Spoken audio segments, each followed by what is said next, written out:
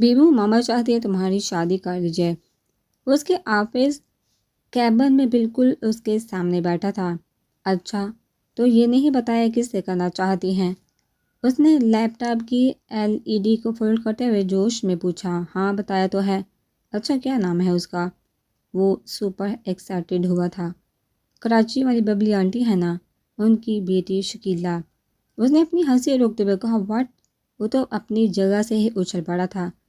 جی آپ کیا کہہ رہے ہیں؟ ماما ایسا کیسے کر سکتی ہیں میرے ساتھ؟ اسے شدید صدمہ ہوا تھا۔ کیا کہہ سکتے ہیں اب؟ ماما کو وہی تمہارے لیے پسند آئی ہے۔ مجھے وہ اپنی بابی کے طور پر قبول ہے۔ مزہ آئے گا۔ CB کو کسے سنا کروں گا، اور پھر وہ ہم سب کو اپنے ہاتھوں سے پان بنا کر کھلایا کرے گی۔ How cute. روز رات کو شام کی چائے کی بجائے پان کی محفل سجا کرے گی۔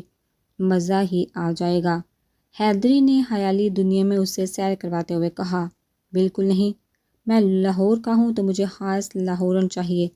اس کو گہرا صدمہ ہوا تھا حیدری کی بات سن کر۔ بٹ سوری بیمو، لاہور کی کسی لڑکی کی تمہارے لیے ویکینسی خالی نہیں۔ اب اسے ہنسی کنٹرول کرنا مشکل ہو گیا تھا۔ ایسے کیسے خالی نہیں؟ آپ کی دفعہ ماما کو بڑی جلدی ندی نظر آئی تھی۔ اب وہ کیوں کر رہی ہے میرے ساتھ سوتیلیو جیسا سلوک؟ وہ کشمش سے بھی تو کر سکتی ہے میری شادی۔ وہ رونے والا ہوا تھا۔ اوہ تو تم کشمش سے شادی کرنا چاہتے ہو؟ مگر اس دن تو تم کہہ رہے تھے کہ تمہارا کوئی ارادہ نہیں ایسے آپس سنبھالنے کا۔ اس نے اسے مشکوک نظروں سے دیکھتے ہوئے پوچھا۔ وہ تو میرے منہ سے نکل گیا تھا۔ ایسے ہی بول دیا ہوگا۔ اس شکیلہ سے بہتر تو یہ آفت ہی ہے، ان نے گڑبڑاتے ہوئے کہا۔ لیکن کشمش تو تم سے شادی نہیں کرنا چاہتی، انکار کر چکی ہے۔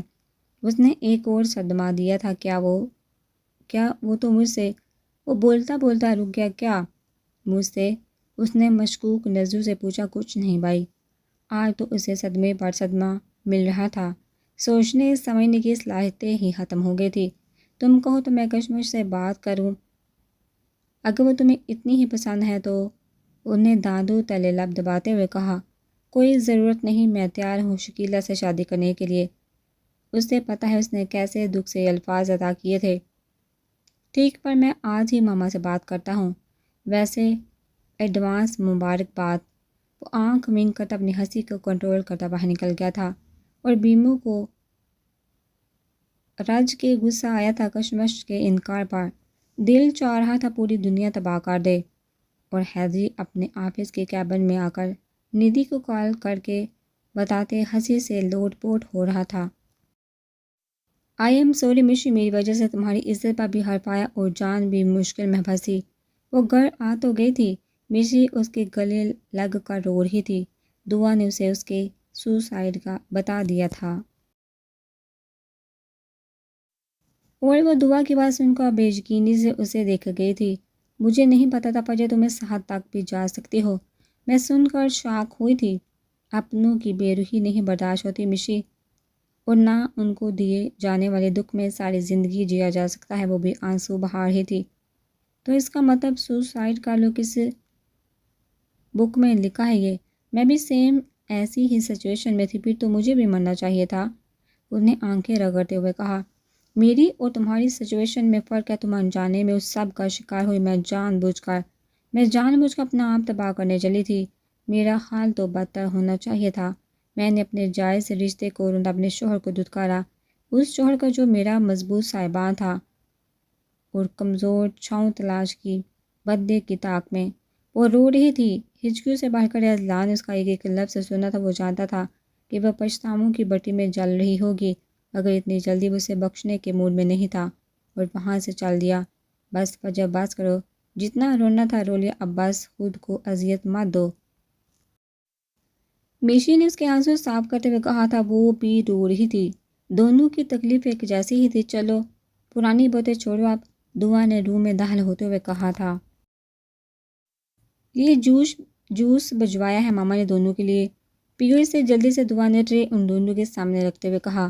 مشی نے ابھی جوس کا ایک سپ لیا ہی تھا کہ ہیلو گرلز، ہادی اور علی نے اندر آتے ہوئے کہا، اور علی کو دیکھ کر مرشی کی آنکھوں میں پھر سے آنسو آئے تھے اور وہ منٹ سے پہلے وہاں سے بھاگ گئے تھے۔ نہ جانے کہ وہ اس کا سامنا نہیں کرنا چاہتی تھی۔ اسے کیا ہوا؟ ہادی نے علی کی طرف دیکھتے ہوئے دعا سے پوچھا۔ پتہ نہیں، میں دیکھتی ہوں۔ وہ بھی اٹھ کر اس کے پیچھے چل دی تھی۔ اسے بھی اس کی یہ حرکت سمجھ نہیں آئی تھی۔ آپ دونوں کو اپنے گھروں میں سکون نہیں ہے۔ فجر نے گوڑی سے نمازتے ہوئے ہادی کو دیکھا جو باہر نکلتی دعا کی طرف نظریں گاڑے تھا۔ ہائے، جب سکون ہی یہاں ہے تو گھر میں بے سکونی ہی رہے گی نا۔ ہادی نے دل پہ ہاتھ رکھتے ہوئے کہا، کیا مطلب سب ٹھیک ہے نا؟ کچھ بھی ٹھیک نہیں ہے، اور یہ سب تمہاری وجہ سے ہوا ہے۔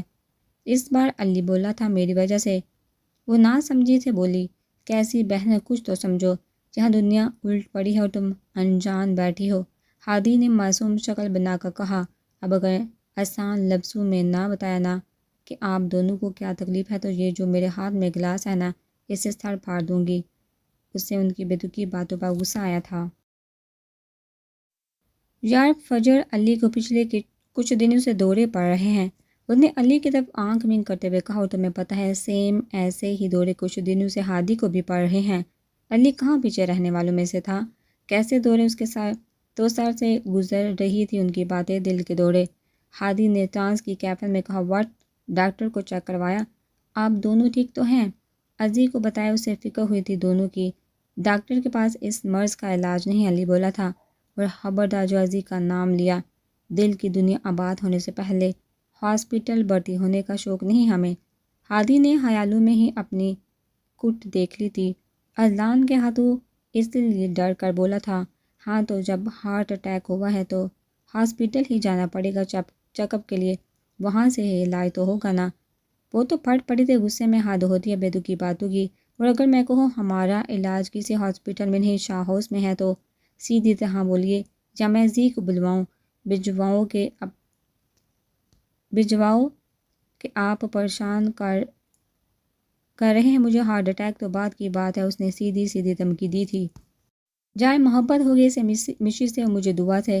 ہادی نے ایک سانس میں ہی لفظ ہوا کے سپرد کیے تھے، اور فجر نے بے یقینی سے دونوں کو دیکھا تھا۔ دونوں نے کندھے اچکائے تو تھے، جیسے کہنا چاہ رہے ہوتی کمان سے نکل چکے ہیں، اب کچھ نہیں ہو سکتا۔ اس نے پاس پڑے دونوں کوشن باری باری دونوں کی طرف اچھالے تھے۔ دماغ سیٹ ہے اب دونوں کا، عزی کو پتہ چلا تو دنیا سے اٹھا دے گا، جو بھی ہے اسے یہی سٹاپ کرے۔ اس نے تو ایسے کہا جیسے ان کی شادیاں بڑی ناممکن سی بات ہو۔ تم کر سکتی ہو سٹاپ عزی کے ساتھ یہ سب؟ علی نے اسے کھوتی نظر سے دیکھتے ہوئے کہا، تو بات جہاں تک پہنچ گئی ہے۔ اس نے خود کو گراتے ہوئے کہا، پیچھے مڑنا ممکن ہے اب فجر۔ ہادی نے کہا، کیا وہ دونوں بھی؟ اس نے بات ادھوری چھوڑی۔ ان دونوں کو ہمارے جذبوں کا پتہ ہوتا تو ہم تمہارے پاس کیوں ٹائم ویسٹ کر رہے ہوتے؟ ان کے پاس ہوتے۔ ہادی نے پرجوش انداز میں کہا، او تو میری طبیعت کا پوچھن نہیں، آپ دونوں مجھے اپنے مقصد کے لیے استعمال کرنے آئے ہیں۔ اس کو دکھ ہوا، انہیں ایک اور کام بھی کرنے آئے ہیں، ان دونوں کو جی بھر کر دیکھنے آئے ہیں۔ علی نے خیالوں میں مرشی کو سوچتے ہوئے کہا، شرم کرے، کتنے لوفر ہو گئے ہیں نا آپ دونوں۔ اس نے گردن ہلاتے ہوئے کہا، اور یہ لوفری منہ زور ہونے سے پہلے کچھ ہیلپ کر دو پلیز۔ ہادی نے باقاعدہ منت کی تھی، سوچوں گی۔ اس نے برم دکھایا تھا، پلیز پلیز۔ دونوں تقریباً ہاتھ جوڑتے ہوئے دو زانوں بیٹھے منت کر رہے تھے۔ فجر کو ان دونوں کی حالت دیکھ کر ہنسی آئی تھی۔ محبت کے پہلے وار نے انہیں جھکنا اور منت کرنا سکھا دیا تھا۔ وہ دل سے ہنسی تھی۔ اوکے، بٹ ایک شرط ہے، اگر عزی کو پتہ چلا تو میں تم دونوں کے ساتھ کبھی بھی نہیں تھی، تو تم دونوں ہی انوالو تھے اس سب میں۔ منظور؟ اس نے ہاتھ آگے کرتے ہوئے پوچھا تھا۔ کتنی بڑی پھاپے کٹنی ہو تم فجر؟ علی کو اس کا شرط سن کر ہی تعجب ہوا تھا۔ نہیں منظور تو اوکے۔ انہوں نے ہاتھ واپس کھینچا۔ اسے نیا ہتھا پھاپے کٹنی ملنے پر صدمے نے آن گرا۔ نہیں منظور ہے، دونوں ایک ساتھ بولے تھے۔ مبادہ ان کو ملانے کی کوشش کرنے والی آخری امید بھی ہاتھ سے جاتی۔ فجر نے ان دونوں کے چہرے پر موجود خوشی دیکھ کر دل سے دعا کی تھی ان کے ملن کی۔ تم نے شادی سے انکار کیوں کیا؟ اس نے بازو سے پکڑ اسے دبوتے ہوئے کہا۔ وہ نیل پینٹ لگا رہے تھے جب وہ تن فن کرتا اس کے کمرے میں آیا تھا۔ آؤچ، کیا مسئلہ ہے؟ اس کا نیل پینٹ خراب ہوا تو اس نے ہونہار نظروں سے اسے دیکھا تھا۔ تمیز نہیں ہے کیا؟ سارا ہاتھ خراب کر دیا، میں تو تمہاری زندگی خراب کر دوں گا۔ ہاتھ دور کی بات، اس نے اسے جھٹکے سے قریب کیا تھا۔ تو تم مجھ میں انٹرسٹڈ نہیں ہو تو کیوں کروں تم سے شادی؟ اس نے بھی مصنوعی غصے سے چلاتے ہوئے کہا تھا، جبکہ مشی کو ساری بات معلوم تھی۔ اس کو ساری بات ندی بتا چکی تھی حیدری کی۔ یہ تو تمہیں ہماری گولڈن نائٹ پر بتاؤں گا کہ کتنا انٹرسٹڈ ہوں تم میں۔ اس نے بازو مروڑ کر اس کی پشت کو اپنے سینے سے لگاتے اس کے کندھے پر پھونک مارتے ہوئے کہا تھا۔ وہ کشمش اتنے قریب کہ اس کے لمس سے لرزی تھی۔ کیا ہوا؟ بولتی بند ہو گئی؟ ڈر لگ رہا ہے؟ لگنا بھی چاہیے۔ اس نے جھٹکے سے اسے چھوڑا تھا۔ وہ قدم ماما کے کمرے کی طرف بڑھائے تھے۔ ماما مجھے کشمش سے شادی کرنی ہے، اس نے روم میں جاتے ہی ان سے کہا تھا۔ وہ جو جائے نماز پر بیٹھی تسبیح پڑھی تھی، اس کی بات پر مبہم سا مسکرائی تھی۔ اچھا، اور وہ کیوں؟ وہ اب جائے نماز اٹھا کر لپیٹ کر رکھتے ہوئے اس کے پاس آ کر بیٹھی تھی۔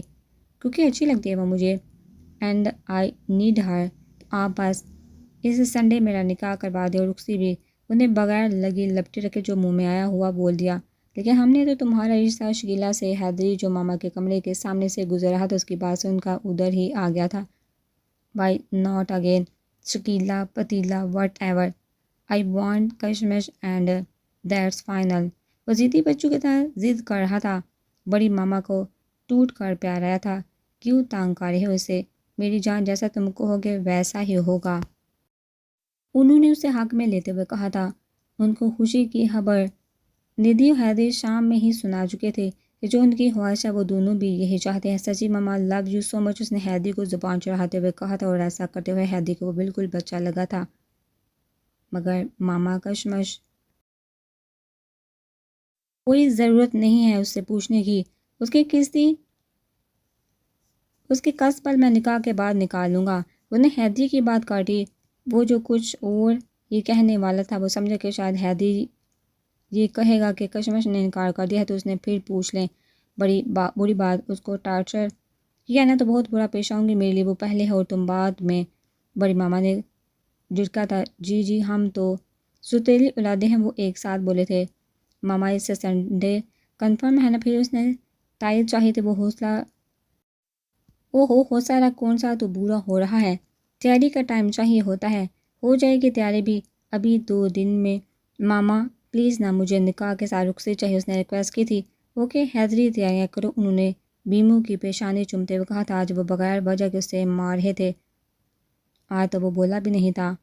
مکے گونسے لاتے پاس پڑی رسیوں سے گلا دبایا، اور اب وہ مارتے مارتے ہامتا ہوا دور پڑی کرسی پر تھک کر گر گیا تھا۔ اس کے سر سے ہونٹوں سے خون نکل رہا تھا۔ سر ویڈیو باندھ گئے ہیں۔ آدمی نے موبائل اس کی طرف بڑھایا تھا۔ بہت خوب، تمہاری بیٹی کا نام مشال ہے، اس نے کہہ کر لگاتے ہوئے کہا۔ مشال کہاں ہے وہ؟ تم نے اسے کچھ کہا تو نہیں؟ مشی کا نام سنتے ان سے بولا نہیں جا رہا تھا۔ بہت خوبصورت یار وہ، اس نے تو عائشہ کو بھی پیچھے چھوڑ دیا ہے۔ کیا فگر ہے یار، ہمدانی نے شیطانی کہہ کر لگایا تھا۔ مشال کہاں ہے وہ؟ تم نے اسے کچھ کہا تو نہیں؟ مشی کا نام سنتے ان سے بولا نہیں جا رہا تھا۔ بہت خوبصورت یار وہ، اس نے تو عائشہ کو بھی پیچھے چھوڑ دیا ہے۔ کیا فگر ہے یار، ہمدانی نے شیطانی کہہ کر لگایا تھا۔ بکواس بند کر کتے، کہاں ہے میری بیٹی؟ ذلیل انسان، میں تجھے چھوڑوں گا نہیں۔ اس کو مارنے کے لیے لپکے تھے، مگر پاؤں پابندی زنجیر راستے میں ہی الجھ گئی تھی۔ تیری مثال پتہ کیسی ہے؟ کسی پھڑپھڑاتے پرندے کے جیسے جس کے پر کاٹ دیے ہوں۔ افسوس ہو رہا ہے مجھے تم پر، پڑائی لڑائی میں تم فضول کے رگڑے گے۔ پر پتہ ہے کیا، اس لڑائی میں فضول کی ٹانگ بھی تو تم نے اڑائی تھی، تو اب بھگتو۔ وہ اب چلتے چلتے اس کے پاس آئے تھے، زور سے آگے بڑھ کر اس کا جبڑا دبوچا تھا۔ مگر یاد رکھنا، اگر اس اذلان نے میری بیٹی کو کچھ کیا تو تیری بیٹی اور اس فجر کی عزت تیرے سامنے یہاں اس کمرے میں نوچوں گا، اور پھر جا کر بٹھا دوں گا کسی کوٹھے کی رکھیل بنا کر، پھر صحیح اونچا ہو کا شاہوں کے نام نہاد عزت کا نام۔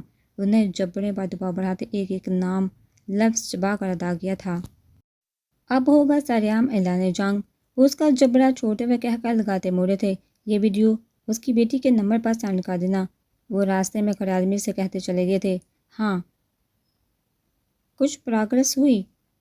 وہ آج بھی اپنے فارم ہاؤس میں موجود تھا۔ سر، ان کے بچنے کے چانسز بہت کم ہیں۔ وہ ایسے جہاں سروائیو نہیں کر پائیں گے، ہمیں کسی اچھے سے ہاسپٹل ایڈمٹ کروانا ہوگا ان کو، ڈاکٹر نے کہا۔ واٹ؟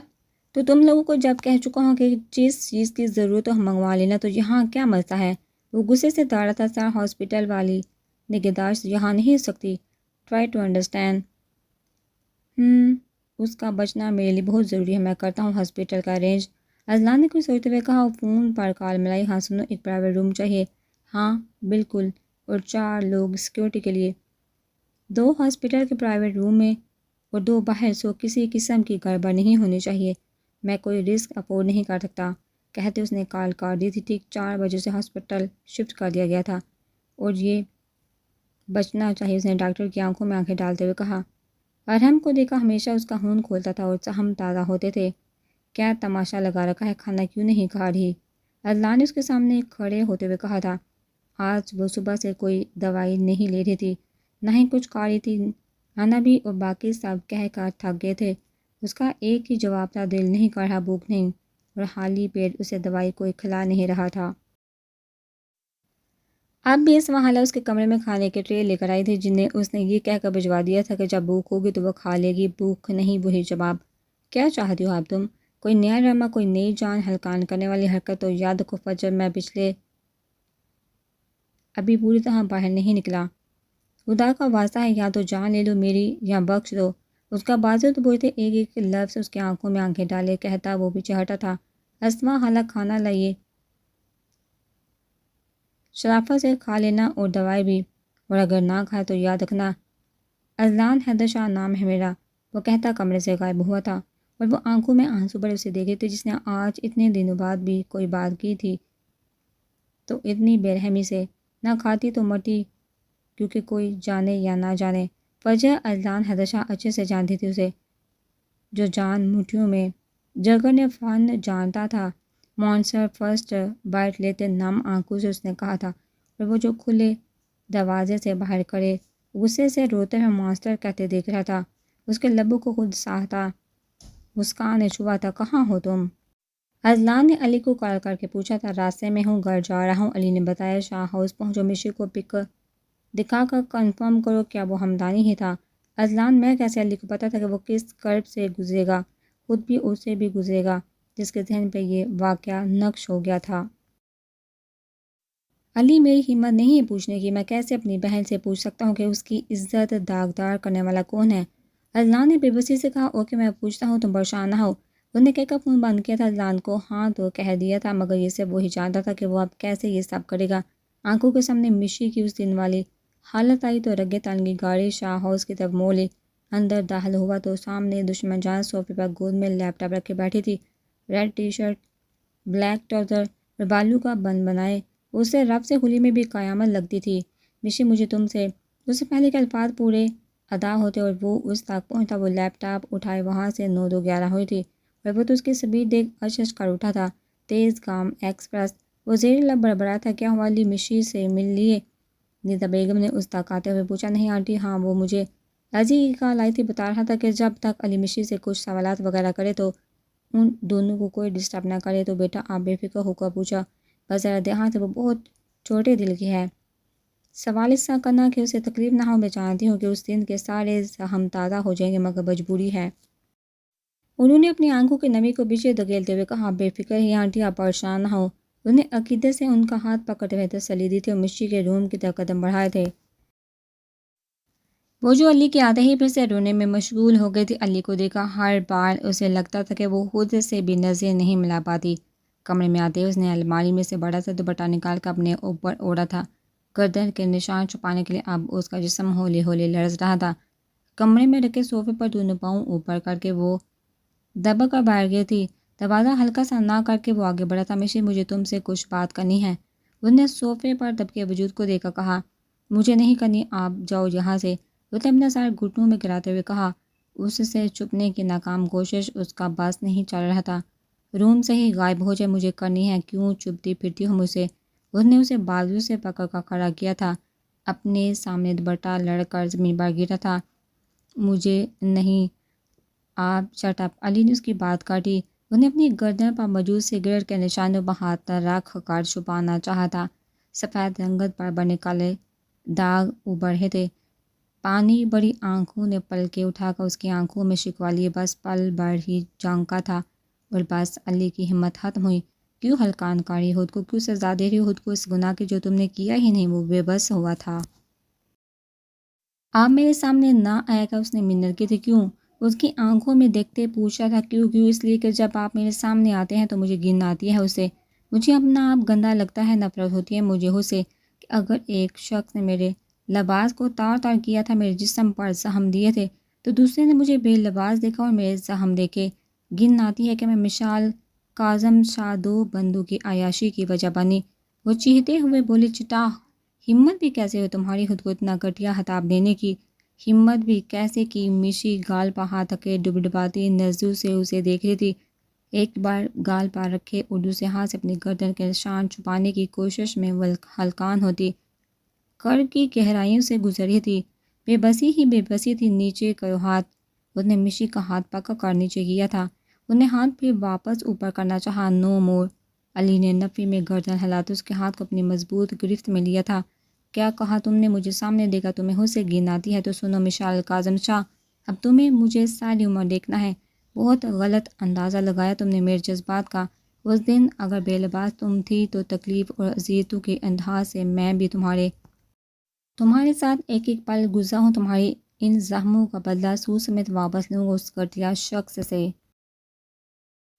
तैयारी कर लो मिसाल अली अरकम खान बने की, क्योंकि जिस तरह आज तुमने मुझे एक आयाश कहा है ना, तो इसका बदला तुम्हारी रगों में अपना जनून बढ़ कर लूँगा। उसने उसकी आंखों में आंखें गाड़ते हुए कहा। तब उसने आगे बढ़कर अपने हाथ की उंगली उसकी गर्दन पर बने एक जख्म पर रखा उससे उस उंगली को अपने लबों से लगाया था। मशीन ने नासमझी से सामने खड़े पागल इंसान के हर लम्स को अपनी रूह में तहलील होते महसूस किया था। ये जख्म तुम्हारे लिए तकलीफ़ का बायस होंगे, मेरे लिए मेरी तेज़ गामा एक्सप्रेस की बहादुरी का सबूत है। अब उसने आगे बढ़कर उसके पेशानी को चूमा था। नेक्स्ट टाइम उसे छुपने की कोशिश मत करना, वरना फिर जो मैं करूँगा वो तुमसे बर्दाश्त नहीं होगा। बंद करो रोना। अब वो चिल्लाया था। अपनी जगह पर खड़ी डर के कांपे थी। नेक्स्ट टाइम मुझे पता चला कि तुम रोई हो तो आंखों को नोचूंगा, पहले तुम्हारी और फिर रूह। उसने अब उसके दोनों हाथ अपने हाथों में लेते कहा था, उम्मीद है जो समझाए है समझ जाओगी। और ये हाइड एंड सिक खेलना भी बंद कर दो। जल्दी मिलते हैं दोबारा बेगम। वो आंख विंग करता चला गया और मिशी नीचे बढ़ती चली गई। जल्ला ये अब कौन सा नया इम्तहान है? उसने बेबसी से कहा था। अब उसे क्या पता ये वो इम्तहान है जिसको हल करने का टाइम उसके साथ पूरी ज़िंदगी गुजारने का है। सर कुछ पता नहीं चल रहा अदलान साहब पर एक एक सेकंड की नज़र रखे हुए हम, मगर अरहम सर के बारे में कोई एक क्लू भी नहीं मिला। दफ़ा हो जाओ मेरी नज़रों के सामने से। मेरा बेटा पल पल की तकलीफ़ काट रहा होगा। अदलान और उसके चेलों के अलावा ये काम कोई नहीं करता। तो तुम कह रहे हो कि तुम लोगों ने कुछ ऐसा नहीं देखा जो हमें अरकम तक पहुँचा दे। उस लड़के के दिमाग 280 की स्पीड से भी ऊपर चलता है। उसे इल्म हो गया होगा कि कोई उस पर नज़र रखे हुए हैं। वो गुस्से से फनकार रहे थे। अदलान मेरा बेटा मेरे जीने की वाहिद वजह है। उसे कुछ हुआ तो तेरे ख़ानदान का नामो निशान मिटा दूंगा। उस टाइम में गुस्से में फनकारते नाग लग रहे थे। आज फिर उसे उसी नंबर से वीडियो वसूल हुई थी। मशीन ने कपकपाते हाथों से उसे ऑन किया था। सामने का मंजर देखकर उसकी आंखों से मोती लड़ियों की तरह गिरे थे। उसके बाप को कोई बेदर्दी से मार रहा था। खून उसके चेहरे और गर्दन को लहूलुहान कर रहा था। पापा, उसने शिद्दत से कहा था। उसी लम्हे उसे कॉल मसूल हुई थी। उसने लड़ते हाथों से रिसीव की थी। अपने बाप का हशर तो तुमने देख ही लिया होगा। कौन हो तुम? लफ्ज़ों ने अदा होने से इनकार किया था। अरे मिसाल, इतनी जल्दी भूल गई मुझे? तो आज भी खुद से अपने आप से तुम्हारी खुशबू आती है। हमदानी ने गहरा सांस लेते हुए कहा। और मिशी को एक सेकंड नहीं लगा सोचने में कि ये वही उस दिन वाले अंकल है। क्या चाहते हैं आप? छोड़ दे मेरे पापा को प्लीज़, उसने मिन्नत की थी। छोड़ दूंगा मेरी जान पर मेरी एक शर्त है। मैं आपकी हर शर्त मानने को तैयार हूँ। उसने जल्दबाजी दिखाई थी। तो ठीक है, अगर अपने बाप को ज़िंदा और सलामत देखना चाहती हो तो मुझसे निकाह करना होगा। कब, कहाँ, कैसे, ये अगली कॉल पर बताऊँगा। तब तक अच्छी तरह सोच समझ लो।